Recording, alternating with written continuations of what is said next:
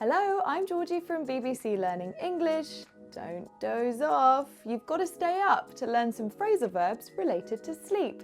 Let's get into it.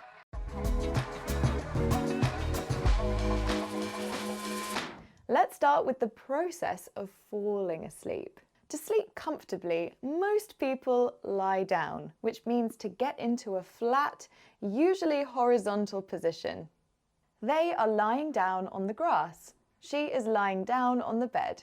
Stay up is the opposite of going to sleep. It means continue to stay awake longer than you would usually. We often hear the combination stay up late or stay up past my bedtime. We let the kids stay up till midnight on New Year's Eve. Nod off and doze off are synonyms, and they mean to fall asleep slowly, gradually, often without meaning to or intending to, and often during the day. Dad has dozed off again. This man is nodding off because he's staying up a lot later than usual. Now compare dozing off and nodding off slowly to crash out. This is when you fall asleep very quickly because you are exhausted.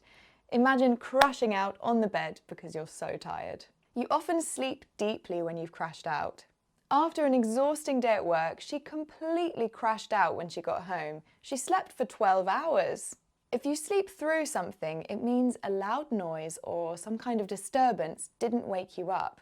You can sleep through an alarm, you can sleep through fireworks. I was so exhausted that I slept through my alarm and I was late for work. If you have an important decision or problem to think about, you might want to sleep on it.